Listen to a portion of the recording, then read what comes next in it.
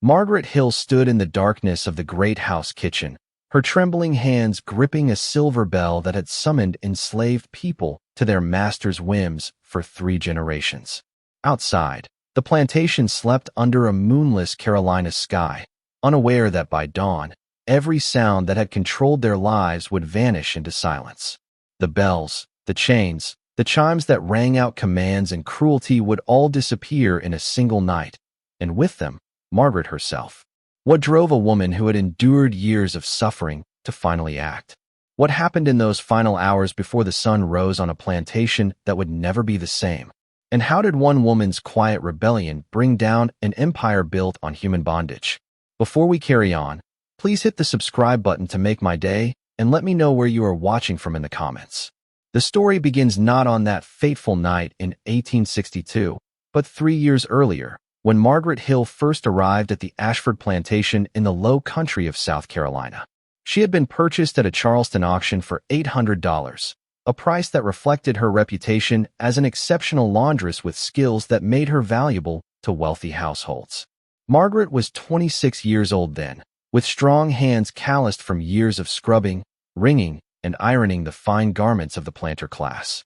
Her previous owner, a merchant's widow in Savannah, had fallen into debt and been forced to sell off her household staff to settle accounts with creditors who showed no mercy. The journey from Savannah to the Ashford estate took 3 days in a wagon that creaked and groaned over rutted roads, passing through pine forests and cypress swamps where Spanish moss hung like gray curtains from ancient trees. Margaret sat in the back with 5 other newly purchased people, their faces showing varying degrees of resignation, fear, and carefully concealed rage. Nobody spoke much during those 3 days because words seemed inadequate for the reality they faced, being moved like furniture from one place to another, their lives subject to the whims of people who saw them as property rather than human beings with hearts that broke and spirits that yearned for freedom. When Margaret first saw the Ashford Plantation, she felt a cold weight settle in her stomach that would never quite leave. The main house was a sprawling structure of white columns and broad verandas, built in the Greek Revival style that plantation owners favored to proclaim their sophistication and wealth. Behind the grand facade stood the overseer's cottage, the stables, the smokehouse, and further back still, the rows of small cabins where more than 200 enslaved people lived in conditions that contrasted sharply with the luxury of the great house. The Ashford family had grown rich on rice and cotton, their fields stretching for miles along the river bottom where the soil was dark and fertile, enriched by centuries of flooding that deposited nutrients along with mosquitoes and the constant threat of malaria.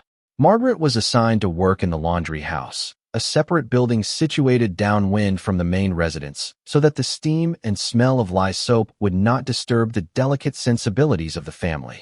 The work was backbreaking, starting before dawn and continuing until long after the sun had set, especially during the social season when the Ashfords entertained guests from Charleston and Columbia, men and women who arrived in fine carriages wearing clothes that required careful handling and precise attention to every ruffle and pleat. Margaret worked alongside 3 other women in the laundry, their hands constantly moving through water that was either scalding hot or ice cold, depending on the season, their backs bent over washboards and ironing tables, while the overseer's wife periodically checked their progress and scolded them for any perceived slowness or imperfection. The Ashford family consisted of Colonel Richard Ashford, a man in his early 50s with silver hair and a commanding presence that came from years of military service before he retired to manage his inherited plantation. His wife, Constance, was a thin woman with sharp features and sharper words, obsessed with maintaining her social position among the planter aristocracy and constantly worried that other families might surpass them in wealth or influence. They had 3 children, 2 sons named William and Charles who were studying at the College of Charleston, and a daughter named Penelope, who was 16 and preparing for her debut into Charleston society. There was also Colonel Ashford's elderly mother, Henrietta, who lived in a suite of rooms on the 2nd floor and spent her days complaining about everything from the weather to the servants to the changing times that she believed were bringing nothing but trouble and chaos to their ordered world. Margaret quickly learned the rhythms and routines of the Ashford household because survival depended on understanding the moods and expectations of those who held power over every aspect of her existence. She learned that Colonel Ashford preferred his shirts starched to perfection, with creases so sharp they could cut paper, and that he would fly into a rage if even the smallest detail was wrong. She learned that Constance Ashford was particular about her delicate undergarments and would inspect them with a magnifying glass to ensure no stains remained, punishing any woman whose work failed to meet her exacting standards.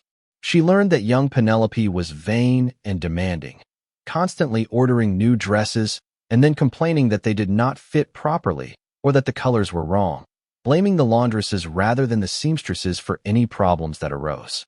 But Margaret also learned something else during those first months at the Ashford plantation, something that would eventually lead to the events of that silent night 3 years later.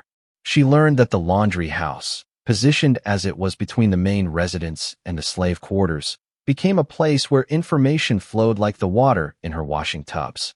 The house servants would stop by to deliver dirty linens and gossip about what they had overheard in the dining room or the parlor. Field workers would pause near the open windows to catch their breath and share news of punishments and escapes and rumors of war that were growing louder with each passing month. Margaret absorbed all of this information, storing it away in her remarkable memory, building a mental map of the plantation's vulnerabilities and strengths, its secrets and its lies. She also learned about the bells. Every room in the great house had a bell pull, an embroidered cord that hung beside the fireplace or near the bed, connected by wires and pulleys to bells in the kitchen and butler's pantry.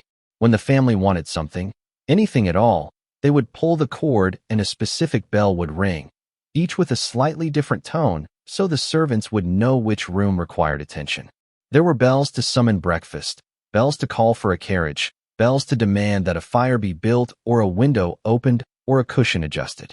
The bells governed every moment of every day, their ringing as constant as breathing, a perpetual reminder that enslaved people existed to serve, to respond instantly to every whim and desire of their masters. Beyond the bells inside the house, there were other instruments of control scattered throughout the plantation.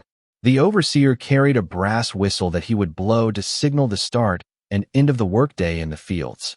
The stable hands wore small chimes on their belts, so their location could always be tracked as they moved through the barns and paddocks. Heavy chains hung in the punishment shed, their rattling sound designed to strike fear into anyone who heard it, a warning of what awaited those who disobeyed or tried to resist. Even the dinner gong on the back veranda served a purpose beyond calling the family to meals.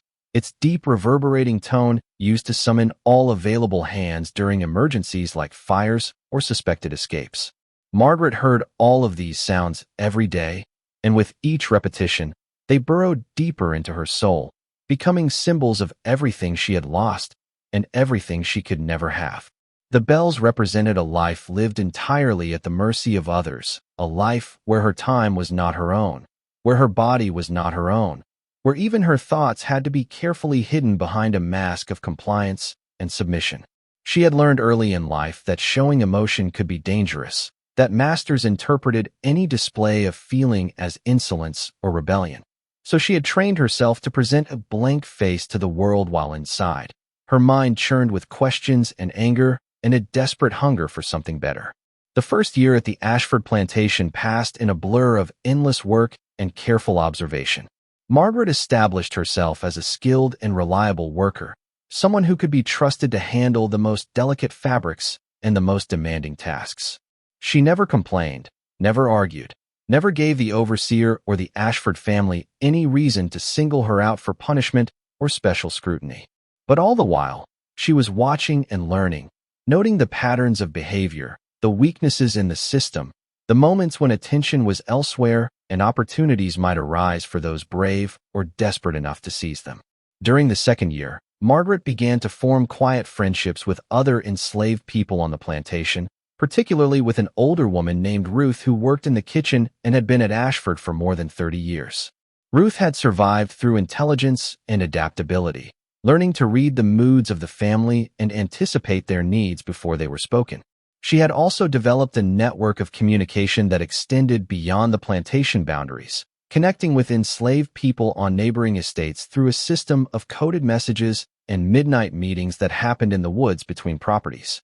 Ruth recognized something in Margaret, a quality of watchful intelligence and suppressed strength, and gradually began to include her in conversations that went beyond simple gossip to touch on matters of resistance and hope. Through Ruth, Margaret learned about the Underground Railroad, the network of safe houses and sympathetic people who helped fugitives escape to the north and to freedom. She learned about Harriet Tubman, the woman they called Moses, who had made multiple dangerous journeys back into slave territory to lead others to liberty. She learned about the growing tensions between North and South, the political arguments over slavery that were tearing the country apart, the possibility that war might come, and with it, perhaps, a chance for liberation.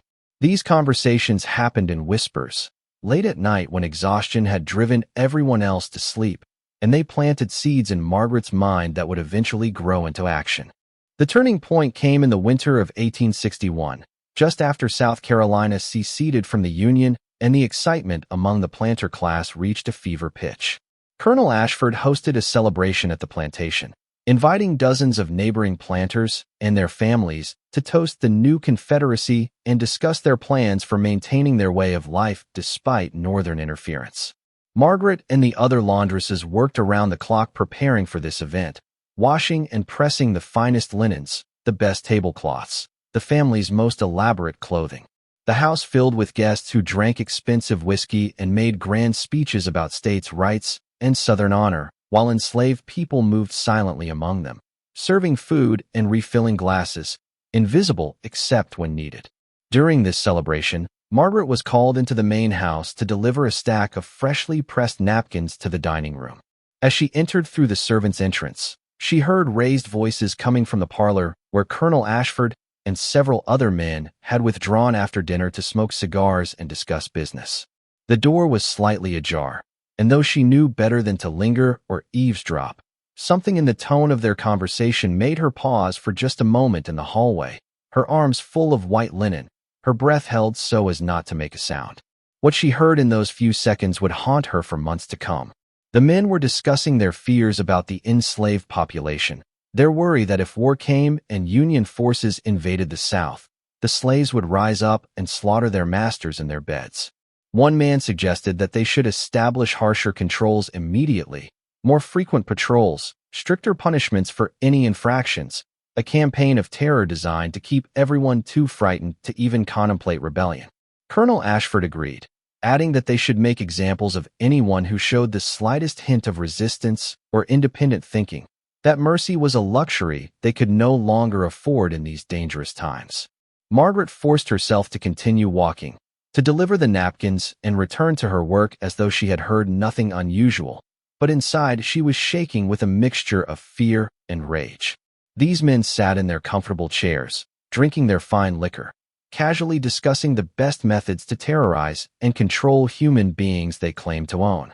They spoke of enslaved people as problems to be managed, threats to be neutralized, never as individuals with families and dreams and a fundamental right to freedom. The casual cruelty of it, the complete absence of any recognition of shared humanity, struck Margaret with a force that made her want to scream or weep or both. The next morning, Colonel Ashford implemented new rules across the plantation. No one was allowed to gather in groups larger than 3. Anyone found away from their assigned work area without explicit permission would receive 20 lashes.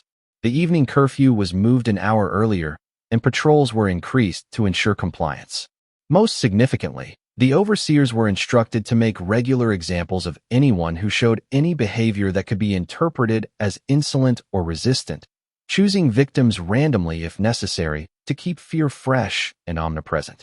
The atmosphere on the plantation changed overnight, becoming tenser and more oppressive, with everyone moving carefully and speaking in whispers, afraid that any misstep might bring violence down upon them.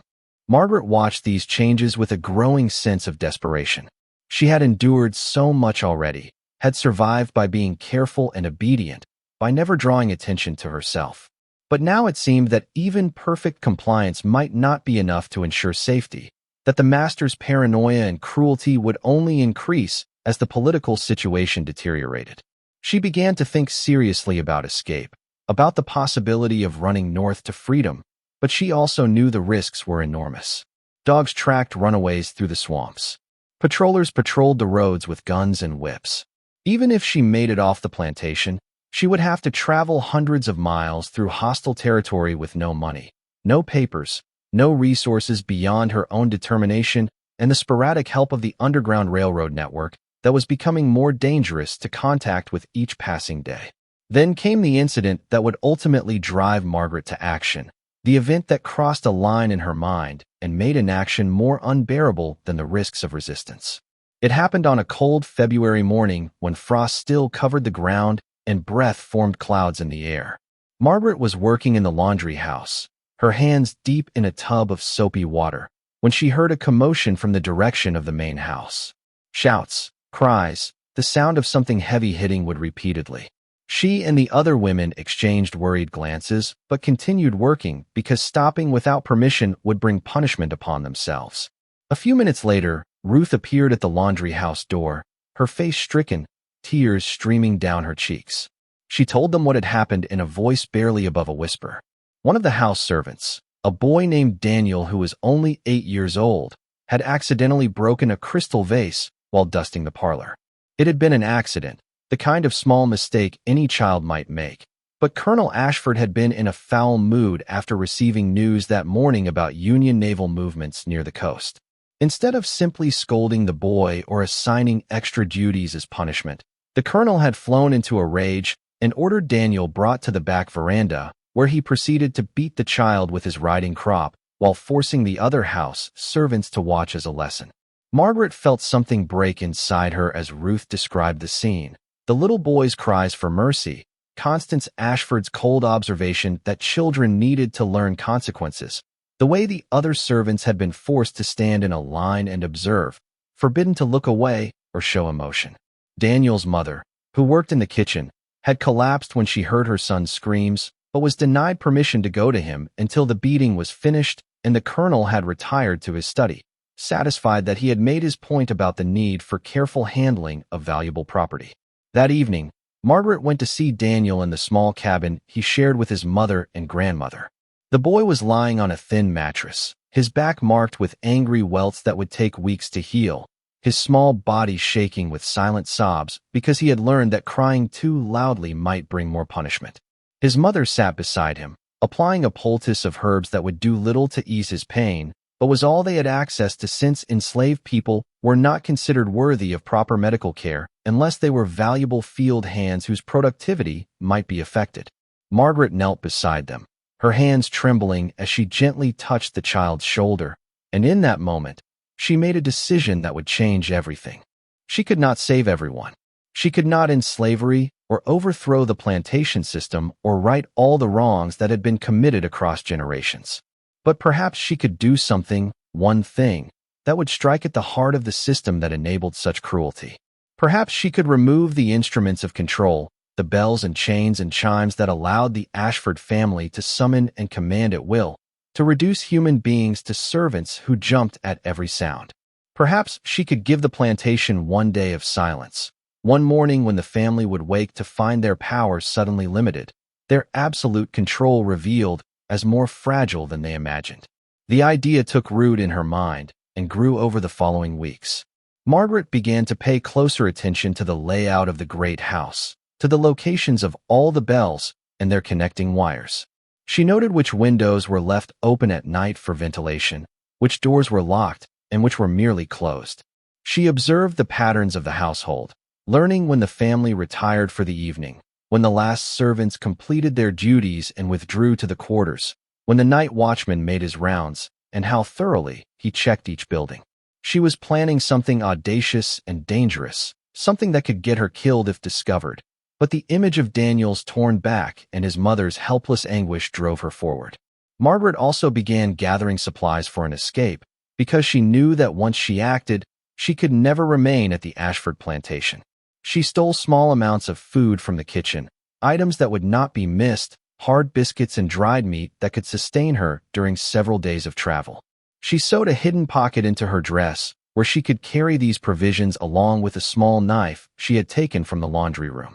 Ruth, sensing that Margaret was planning something significant, gave her careful directions to the first safe house along the Underground Railroad route, a freed black family who lived 15 miles north and could be trusted to help fugitives on their journey. Ruth also warned her that timing would be crucial, that she should wait for a moonless night and try to reach the first safe house before dawn so she could hide during daylight hours when searchers would be most active. The longer Margaret waited, the harder it became to maintain her composure. To continue presenting the appearance of a compliant servant while inside, she was counting days and rehearsing her plan. She watched the lunar calendar, waiting for the right phase of the moon. She listened to conversations among the overseers, learning that Colonel Ashford was planning to travel to Charleston in mid-March for a meeting of plantation owners who wanted to coordinate their security measures across the region. This would be her opportunity, a time when the household might be slightly less vigilant, when one night's disturbance might not be investigated as thoroughly or as quickly. 3 nights before the colonel's scheduled departure, Margaret made her move. She had chosen this timing deliberately, calculating that if she acted while he was still at the plantation but preoccupied with preparations for his journey, there might be just enough confusion to give her the head start she needed. She went through her work day as normal, giving no indication that this would be her last day at the Ashford plantation, her last day of bondage if she could manage to escape successfully. She washed clothes, pressed linens, responded to every summons with the same quiet efficiency she had always demonstrated. When evening came and the other laundresses prepared to return to their cabin, Margaret complained of a headache and said she would rest in the laundry house for a while before making the walk to the quarters. No one thought anything of this because the laundry house was not locked and workers sometimes lingered there if they were not feeling well. After the others left and darkness settled over the plantation, Margaret waited. She sat in the corner of the laundry house, listening to the sounds of the plantation settling for the night. The bells rang at intervals as family members summoned servants for final tasks, the turning down of beds, the banking of fires, the drawing of curtains. Eventually, the ringing stopped. The lights in the great house windows went out one by one. The night watchman made his first round, walking past the laundry house without pausing because there was nothing unusual to observe, just another building standing quiet in the darkness. Margaret gave it 2 more hours, waiting until she was certain the household had fallen deeply asleep and the watchman had settled into his routine. Then she moved. She had tied strips of cloth around her shoes to muffle her footsteps, and she moved across the yard like a shadow, barely breathing, every sense alert for any sign that she had been detected. She reached the back door of the great house and found it unlocked, as she had known it would be because the family never imagined that any enslaved person would be bold or foolish enough to enter the house uninvited at night. The punishment for such an act would be severe, possibly fatal, but Margaret was beyond caring about threats because she had already decided that life under these conditions was not worth the fear that governed every moment. Inside the house, she stood perfectly still, letting her eyes adjust to the deeper darkness, listening for any sound of movement. Nothing. The house was silent except for the ticking of the grandfather clock in the front hall and the occasional creak of settling timbers. Margaret moved through rooms she had only entered during the day, when she was there to deliver laundry or assist with some task. Now, in the darkness, these rooms took on a different quality, becoming spaces she was reclaiming if only for these few hours, places where she could move with purpose rather than in response to commands. She started with the servant bells, working her way through the house systematically. In each room, she located the bell pull and carefully disconnected it from the wire system that ran through the walls to the kitchen and butler's pantry. She wound the embroidered cords around her arm, accumulating a collection of silk and velvet ropes that represented hundreds of summons, thousands of demands, countless moments when enslaved people had been forced to drop whatever they were doing and come running to serve. When all the bell pulls had been removed, she made her way to the kitchen where the actual bells hung on a board, each labeled with the room it represented. She lifted them from their hooks one by one, wrapping them in cloth to prevent any accidental ringing, adding them to the growing bundle she carried. Next, she moved through the house collecting every other instrument that produced sound for the purpose of control.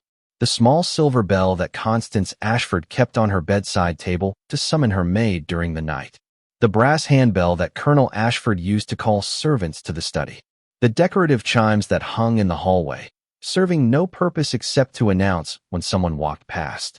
Margaret took them all, working with careful efficiency, her heart pounding but her hands steady because she had committed to this course of action and would not turn back now. When she was finished inside the house, she ventured to the other buildings. She took the overseer's brass whistle from where it hung on a peg in his cottage, entering through a window while he snored in his bed, oblivious to her presence just feet away from where he slept.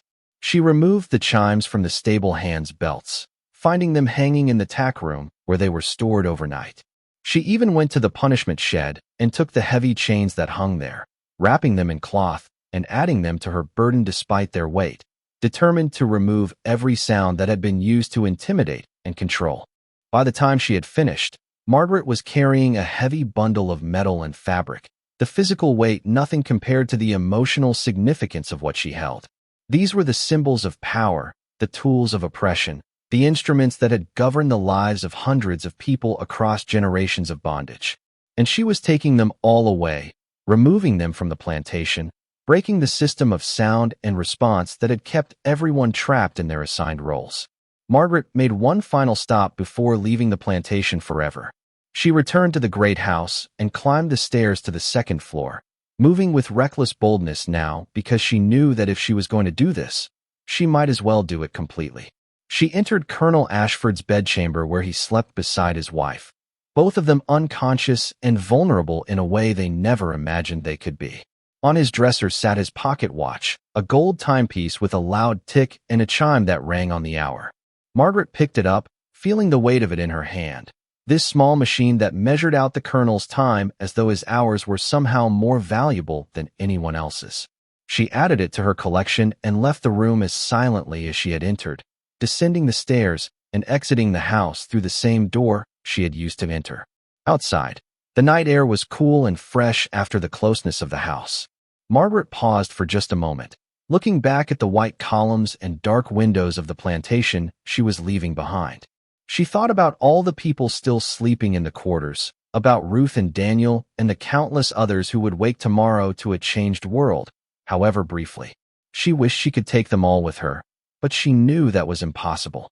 All she could do was this one act of defiance, this gesture that would demonstrate the fragility of the system that claimed absolute power over human lives. Then Margaret turned away from the plantation and began to walk. She moved quickly through the darkness, following paths she had memorized during her 3 years at Ashford, heading north toward the swamps and pine forests that lay between her and freedom. She carried her heavy bundle, the bells and chains and chimes wrapped in cloth to prevent them from making noise, and with every step, she felt lighter despite the physical weight. She was moving toward something rather than simply enduring, taking action rather than merely surviving, and that difference transformed everything. She walked through the remainder of the night, moving as quickly as she dared, knowing that every mile she put between herself and the plantation increased her chances of successful escape. When dawn began to lighten the eastern sky, she reached a swamp where Ruth had told her she could hide during daylight hours. She waded into the murky water, finding a thick stand of cypress trees with roots that formed natural hiding places where a person could crouch concealed from any casual observer. Margaret positioned herself in one of these hiding spots, still clutching her bundle, and waited for morning to fully arrive. Behind her, at the Ashford plantation, the household was waking to discover something profoundly wrong. Constance Ashford reached for her bedside bell to summon her maid and found it missing. She called out, annoyed at the inconvenience, but no bell rang to alert the servants that they were needed. Colonel Ashford woke and went to pull the cord for his morning coffee, only to find the cord had been cut, the bell pull gone. He shouted for his valet, but the man did not appear because he had not heard any summons in the servants' quarters where the bells should have rung, but remained ominously silent. As family members emerged from their rooms and tried to summon servants through their usual methods, they all discovered the same unsettling truth. The bells were gone. All of them. Every single bell pull, every chime, every instrument they had used to command instant obedience had vanished during the night. The house felt different without these familiar sounds, quieter in a way that was deeply disturbing rather than peaceful. The silence seemed to have weight and presence, pressing in on them, making them acutely aware of how much they had relied on these simple mechanisms to maintain their control and comfort. The discovery triggered immediate chaos. Colonel Ashford summoned the overseer and demanded an explanation. A thorough search of the great house revealed the extent of what had been taken, not just the servant bells, but also the personal bells, the chimes, even his prized pocket watch. The overseer reported that his whistle was missing, that the stable chimes were gone, that even the chains from the punishment shed had disappeared. It seemed impossible that someone could have moved through the plantation so thoroughly without being detected, removing items from multiple buildings, including from inside the family's private quarters while they slept. The overseer immediately suspected theft by one of the house servants, but a quick accounting revealed that all the regular house staff were present and accounted for. None of them showed any sign of guilt or unusual behavior when questioned. It was only when someone thought to check the laundry house and found it empty that attention turned to Margaret. The other laundresses reported that she had complained of a headache the previous evening and stayed behind while they returned to the quarters, but no one had seen her since. A search of her cabin revealed that her few personal possessions were gone, as was a small store of food that she had been accumulating.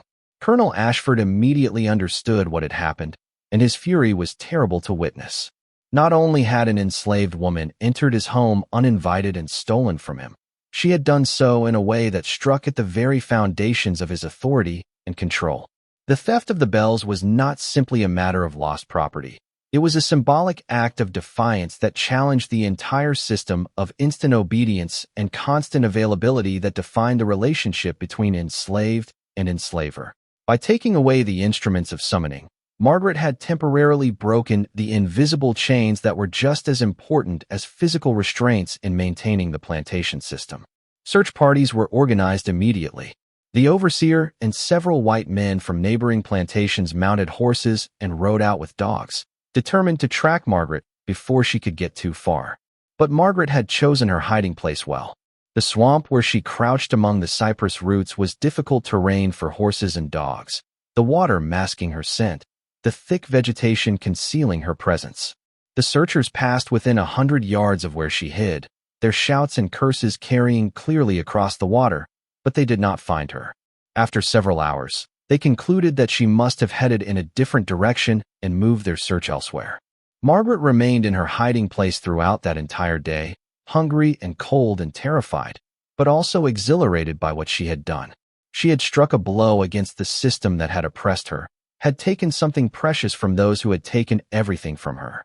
She knew that her action would not free a single person or change the fundamental reality of slavery, but it had shown that the powerful were not as invulnerable as they pretended, that their control depended on cooperation and compliance that could be withdrawn by those with enough courage or desperation to risk the consequences.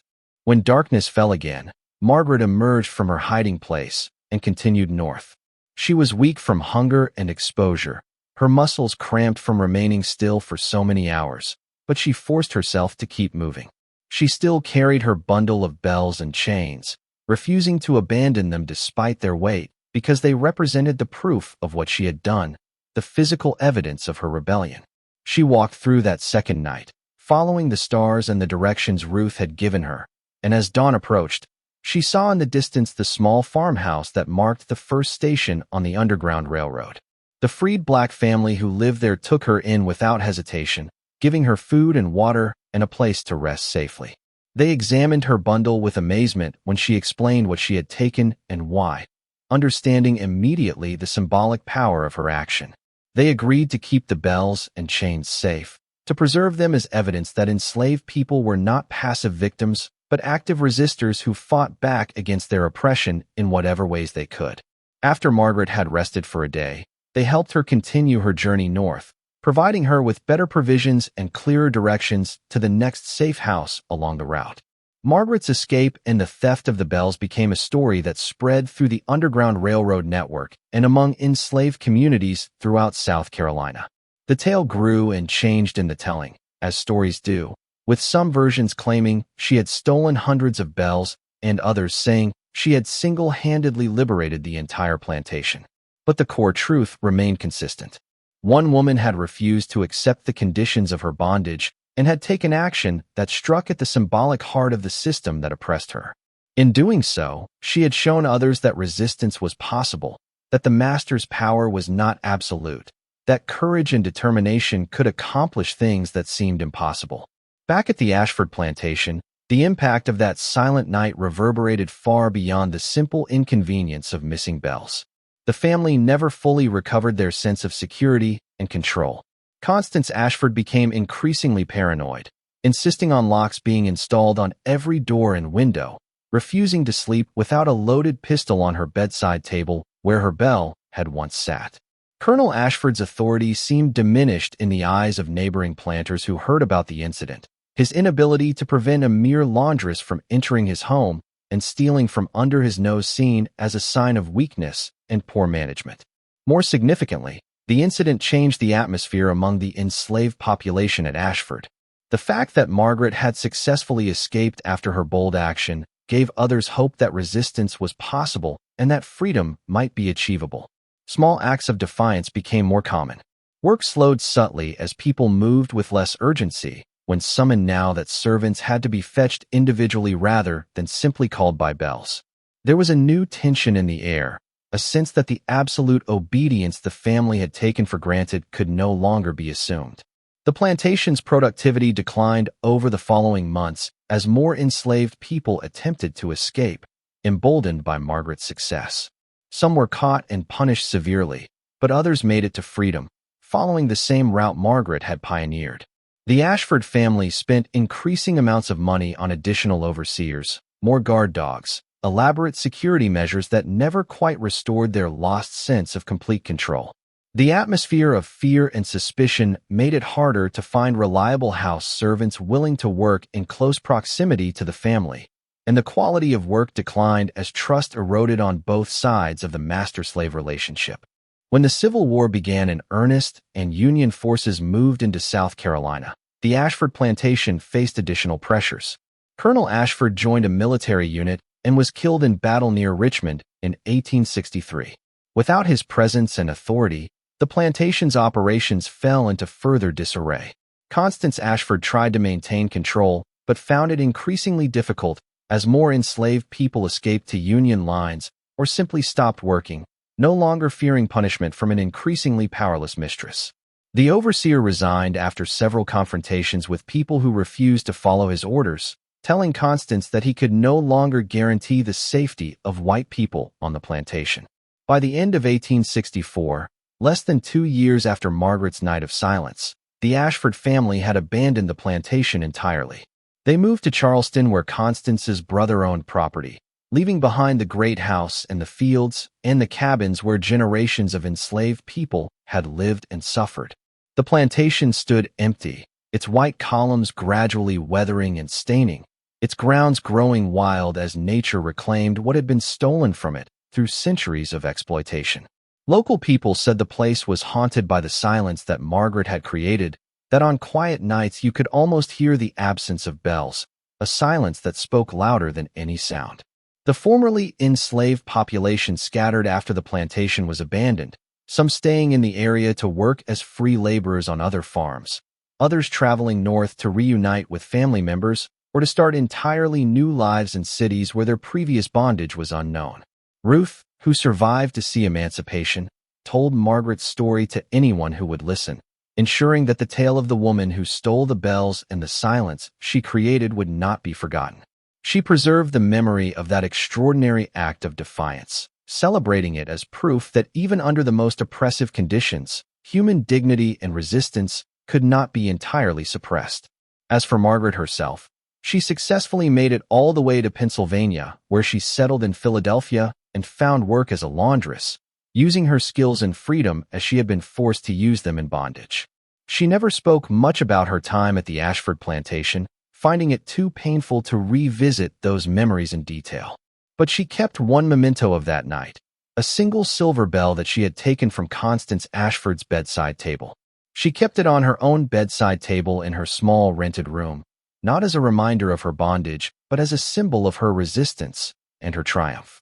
Whenever she looked at it, She remembered that one night when she had walked through a sleeping plantation and removed every instrument of control, when she had given herself and briefly all the others one morning without the sound of bells calling them to serve. The story of Margaret Hill and the silent night at the Ashford Plantation became part of the oral history of the Underground Railroad and the broader narrative of resistance to slavery. It was a reminder that rebellion took many forms, not just armed uprisings or mass escapes, but also individual acts of courage that struck at the symbols and mechanisms of oppression. Margaret's action did not end slavery or save everyone trapped in its grasp, but it demonstrated that even one person with determination and courage could challenge a system that claimed absolute power over human lives.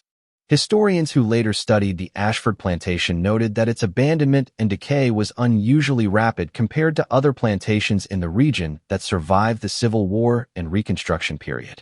While economic factors and the death of Colonel Ashford certainly played significant roles, there was also something less tangible that contributed to the estate's downfall.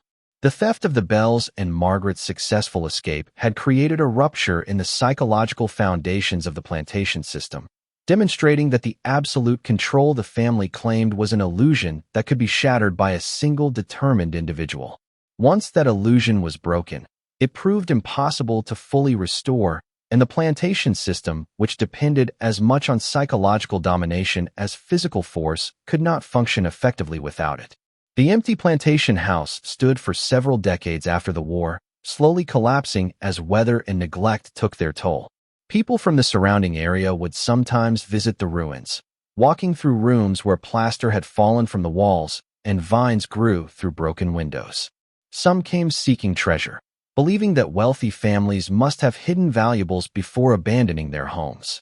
Others came out of curiosity, wanting to see the place where Margaret Hill had performed her famous act of defiance. They would stand in the room where the servant bells had once hung and listen to the silence, imagining what it must have been like on that morning when the Ashford family woke to find their instruments of control gone and one of their enslaved people vanished into freedom. Eventually, the house collapsed entirely, its wooden frame succumbing to rot and weather, its brick foundation slowly sinking back into the earth. The land was sold and divided into smaller parcels, eventually becoming part of various farms and timber operations that bore no resemblance to the grand plantation that had once dominated the landscape. The only physical reminders of the Ashford Plantation were a few brick pillars marking where the entrance gate had stood and occasional artifacts that surfaced when people plowed fields or dug foundations, fragments of pottery or rusted tools that hinted at the lives lived and suffered on that ground.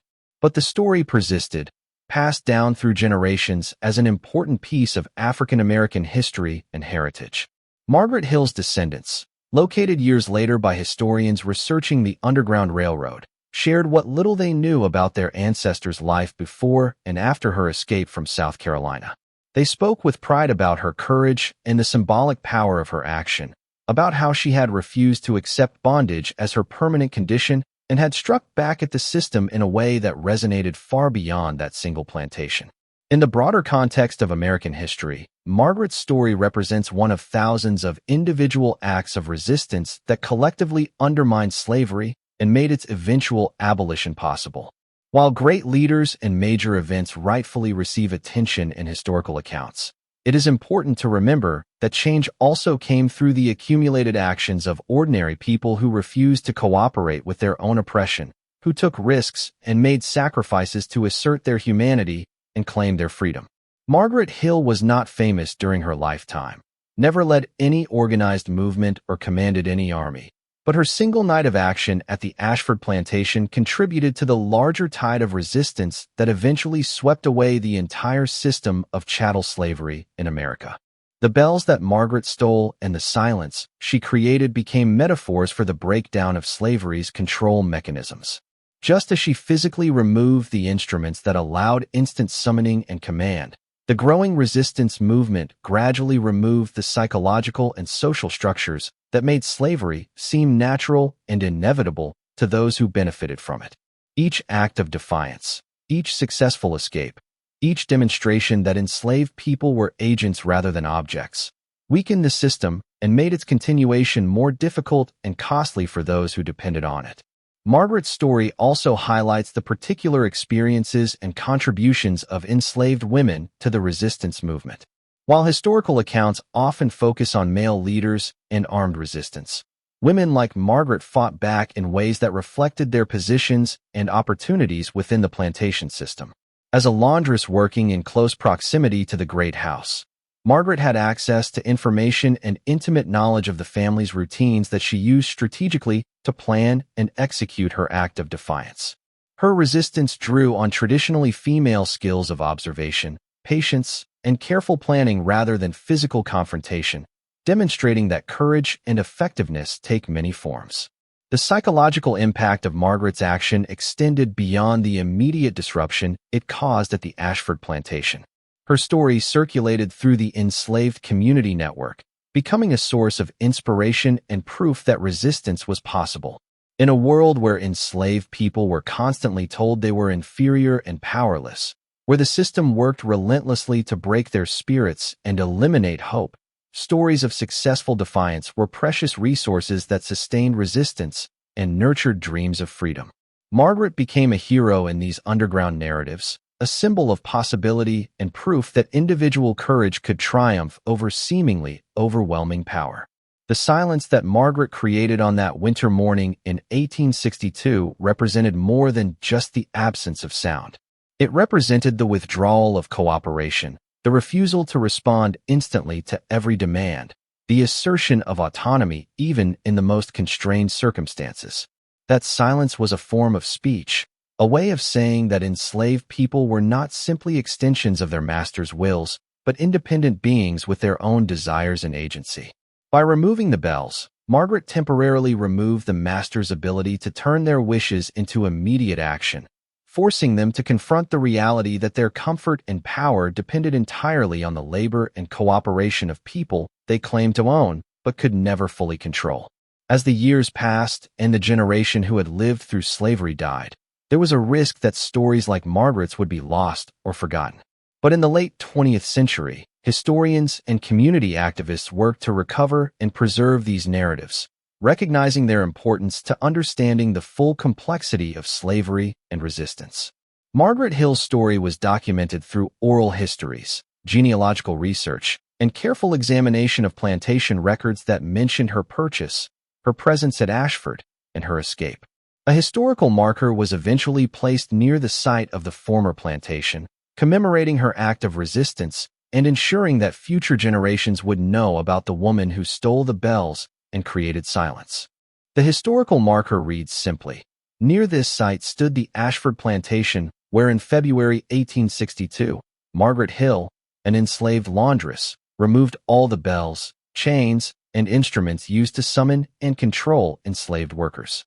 Her act of defiance and subsequent successful escape to freedom contributed to the plantation's decline and abandonment. She lived to see emancipation and died free in Philadelphia in 1903. The marker stands beside a country road, surrounded by fields and forest, a modest memorial to an extraordinary act of courage that changed lives and demonstrated the power of individual resistance against systematic oppression. Today, Margaret Hill's story is taught in schools and universities as part of courses on slavery, resistance movements, and African American history. Her action is analyzed as an example of symbolic resistance, of how enslaved people found creative ways to challenge the system that bound them, using whatever means and opportunities were available. Students learn that resistance took many forms, from subtle acts of everyday defiance to dramatic gestures like Margaret's theft of the bells, and that all of these acts contributed to the eventual overthrow of slavery. The story resonates particularly strongly with those who see parallels between historical oppression and contemporary forms of injustice and inequality. Margaret's refusal to accept her assigned role, her determination to assert her dignity and humanity despite enormous risks, speaks to anyone who has faced systems that seek to limit their possibilities and constrain their freedom. Her story reminds us that change often begins with individual acts of courage, that standing up against injustice matters even when success is not guaranteed, and that the seemingly powerless can find ways to challenge and ultimately overcome those who claim absolute authority over their lives. In the end, Margaret Hill's legacy is not just the story of one night of silence at a South Carolina plantation. It is a testament to the unbreakable human spirit, to the capacity for resistance that endures even under the most brutal oppression, to the power of symbolic action to transform reality and inspire others. The bells she stole have long since vanished, either preserved in some private collection or lost to time. But the silence she created echoes still, reminding us that freedom is not given but taken, that dignity cannot be stripped away no matter how hard oppressors try, and that every person has within them the capacity to stand up and say no to injustice, regardless of the cost. Margaret lived another 40 years after her escape, working honestly and building a quiet life in freedom. She never returned to South Carolina, never saw the ruins of the plantation she had helped bring down. But she heard stories about what happened after she left, about the decline and abandonment of the Ashford estate, about the other people who had escaped following the path she pioneered. She took satisfaction in knowing that her action had mattered, that it had contributed in some small way to weakening the system that had held her and millions of others in bondage. She died peacefully in her sleep in 1903 at the age of 68, a free woman who had lived to see slavery abolished and the beginning, however imperfect, of a new era in American history.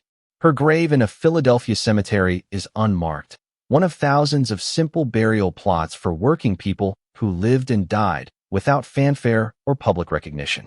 But her story lives on, preserved in the collective memory of a community that refused to forget its heroes, particularly those whose heroism lay not in public speeches or battlefield valor, but in quiet acts of extraordinary courage performed in darkness and solitude.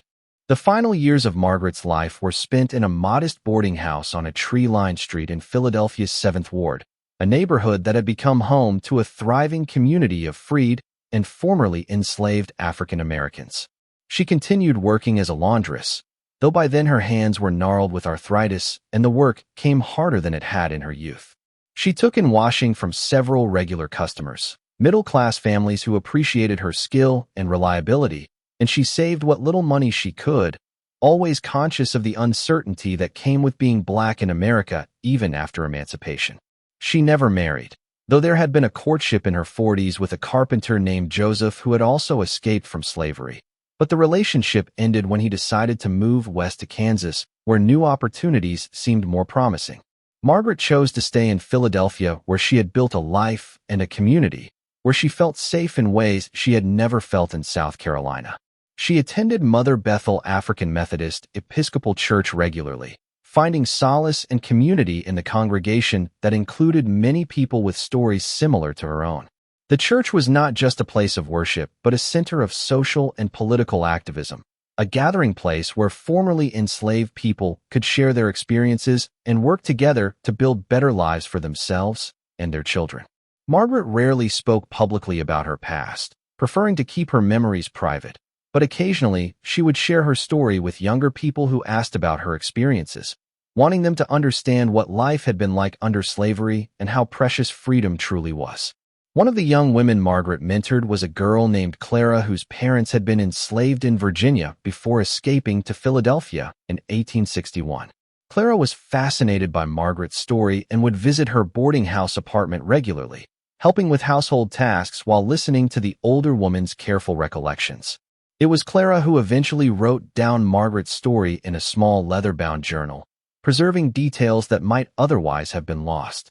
That journal, passed down through Clara's family, would eventually become an important historical document when scholars began researching the Underground Railroad and individual acts of resistance against slavery. The journal contained not just the dramatic story of the Silent Night, but also Margaret's reflections on life before and after, her thoughts about freedom and what it meant to her, her hopes for future generations who would grow up never knowing the cruelty of bondage. Margaret spoke to Clara about the complexity of survival under slavery, about the constant calculations and compromises that were necessary to protect oneself and one's loved ones. She explained that resistance was not always dramatic or public, that sometimes it meant moving slowly when ordered to hurry, forgetting instructions that were clearly heard, feigning ignorance to avoid unwanted tasks. She described the intricate social networks that existed among enslaved people, The ways they communicated through songs and coded language, the systems of mutual support that helped people survive brutality that might otherwise have broken them completely. She wanted Clara to understand that enslaved people were not passive victims, but active agents who resisted in whatever ways they could, who maintained their dignity and humanity despite every effort to strip these qualities away. As Margaret aged, she found herself thinking more often about the people she had left behind at the Ashford plantation. She wondered what had become of Ruth, whether she had lived to see emancipation or had died still in bondage.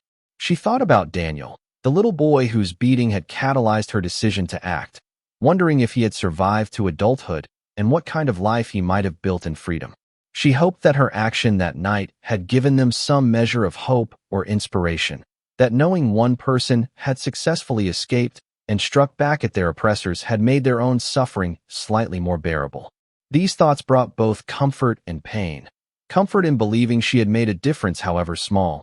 Pain in knowing that she could not save everyone and that many had suffered terribly while she had found safety in the North.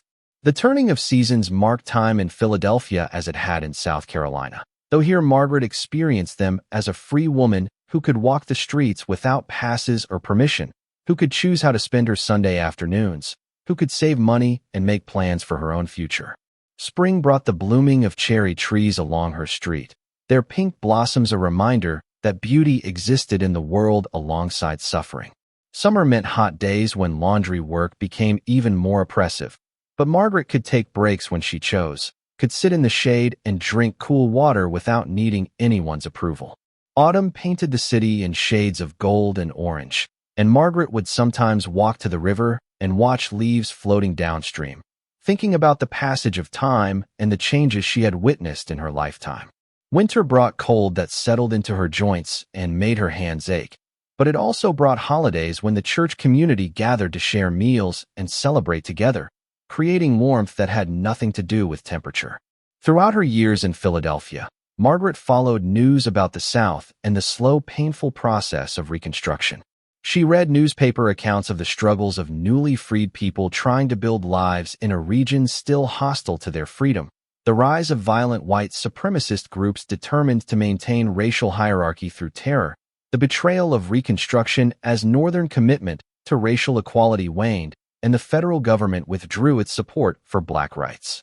These stories filled her with anger and sadness, but also with a fierce determination to honor the sacrifices that had made her own freedom possible. She contributed what little money she could to organizations working to support education and economic development in Black communities across the South. She attended lectures and meetings focused on civil rights and racial justice, adding her voice, however quiet, to the ongoing struggle for true equality. Margaret also witnessed the arrival of thousands of Black migrants who fled the South in search of better opportunities in northern cities. Philadelphia's Black population grew dramatically in the decades following the Civil War, and Margaret saw both the promise and the challenges this brought. The new arrivals faced discrimination in housing and employment, were confined to overcrowded neighborhoods with poor services, struggled to find work that paid living wages. But they also brought energy and determination, skills and talents, a refusal to accept the limited options the South offered. Margaret tried to help when she could, offering advice to new arrivals about finding work or navigating the city, sharing her own story as evidence that survival and even modest prosperity were possible despite the obstacles. The physical reminders of Margaret's past grew fewer as the years passed. The dress she had worn on her escape wore out and was eventually discarded, though she saved a few buttons as keepsakes. The small knife she had carried disappeared somehow, lost during one of her moves between boarding houses. But she kept that single silver bell, the one taken from Constance Ashford's bedside table, polished it occasionally, and kept it visible on her dresser, where she could see it every morning when she woke. The bell was a reminder of where she had come from and what she had overcome, but also a symbol of the power individuals possess to challenge injustice even when the odds seemed impossibly stacked against them. In 1902, the year before her death, Margaret attended a gathering organized by the local chapter of the National Association of Colored Women's Clubs. The event celebrated the achievements of African American women and included presentations about historical figures and contemporary leaders. One of the speakers mentioned the importance of preserving stories of resistance against slavery, noting that many valuable narratives were being lost as the generation who had experienced bondage firsthand grew older and passed away. After the presentation, Margaret approached the speaker and mentioned her own story. The woman, a teacher and activist named Frances Harper, expressed great interest and arranged to visit Margaret for a series of interviews that she hoped to compile into a pamphlet about women's resistance to slavery. Frances visited Margaret's apartment 3 times over the next several months, bringing paper and pencils and a deep curiosity about every detail of Margaret's experiences. She asked questions that went beyond the dramatic events of the Silent Night to explore Margaret's entire life, her childhood memories, her feelings and thoughts about various experiences, her relationships with other enslaved people and with the Ashford family. Margaret found the process emotionally exhausting but also cathartic, an opportunity to finally speak freely about things she had kept inside for decades. She cried sometimes during these conversations, overwhelmed by memories of pain and loss, but she also laughed occasionally when recounting small moments of joy or triumph that had punctuated even the darkest periods of her life. Frances took careful notes and promised to send Margaret a copy of the completed pamphlet, but she never finished the project. Other commitments and her own failing health prevented her from completing the writing, and the notes she had taken were eventually lost or destroyed after her death. It was a disappointment, but Margaret accepted it with the philosophical resignation she had developed through a lifetime of disappointed hopes and unfulfilled promises. At least she had been able to tell her story to someone who listened with respect and interest, someone who understood its significance and wanted to preserve it for posterity. That mattered more than whether the story was ultimately published. As winter approached in 1903, Margaret felt her strength declining more rapidly than in previous years. She had trouble climbing the stairs to her third-floor apartment and began taking her meals in her room rather than going down to the shared dining area. Her regular customers noticed the decline in her work quality and began taking their laundry elsewhere, though a few remained loyal out of affection and appreciation for her years of reliable service. Margaret accepted this change without bitterness, understanding that she could no longer maintain the standards she had once set for herself. She focused instead on simple pleasures, sitting by her window and watching the street below, reading her well-worn Bible, occasionally receiving visits from friends from church who brought food and news and companionship. On a cold November evening, Margaret went to sleep in her narrow bed and did not wake again.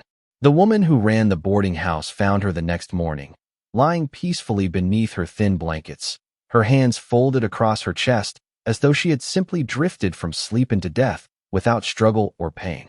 The silver bell sat on the dresser where it had always been, catching the morning light and gleaming softly in the quiet room. The landlady notified Margaret's friends at the church, and they arranged for a simple funeral that was attended by several dozen people who had known and respected her. They buried her in a common section of the cemetery, a plot marked only by a small headstone that bore her name and the years of her birth and death, no other inscription to indicate the remarkable life she had lived or the courage she had displayed. But memory proved more enduring than marble or bronze.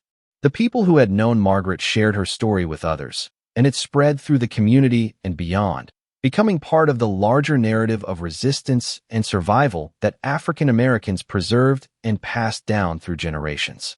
The tale was told in different ways by different people, some emphasizing the dramatic theft of the bells, others focusing on Margaret's successful escape and life in freedom, still others using her story to illustrate broader points about the nature of slavery and resistance. Each telling added something new while remaining true to the essential facts, and in this way Margaret's legacy grew and evolved, reaching people she had never met and inspiring actions she would never know about. Decades later, when historians began serious study of slavery and the Underground Railroad, they discovered references to Margaret's story in various sources.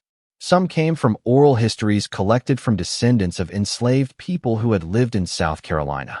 Others appeared in letters and diaries kept by abolitionists who had heard about the incident through their networks of informants and contacts in the South. The fragmentary evidence was pieced together to reconstruct the basic outline of what had happened that night in 1862, and scholars recognized the incident as a significant example of individual resistance that had been overlooked in earlier historical accounts focused primarily on large-scale rebellions and famous leaders.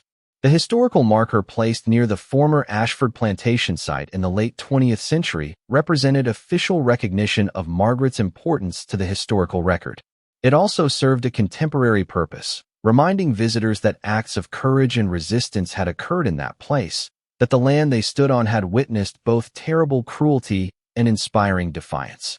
School groups began visiting the site, and teachers used Margaret's story to help students understand slavery not as an abstract historical phenomenon, but as a lived experience of specific individuals who made choices and took actions that mattered. Young people heard about the Silent Night and were encouraged to think about what they might do in similar circumstances, about the forms resistance can take, about the importance of standing up against injustice even when the personal risks are enormous. Margaret Hill stole the bells and gave a plantation one morning of silence. And in doing so, she rang a different kind of bell, one that called people to resistance and freedom, a sound that continues to resonate across the generations, reminding us of the price that was paid for liberation and the courage required to claim one's humanity in the face of a system designed to deny it. Her life spanned the worst years of American slavery and the first difficult decades of freedom, and she witnessed both the depths of human cruelty and the heights of human courage. She was not famous, did not lead movements or command attention, but she mattered. Her action mattered. Her life mattered. And the story of what she did on that dark February night in South Carolina continues to inspire and instruct, a testament to the power of individual resistance and the unbreakable determination of people who refuse to accept injustice as inevitable or permanent.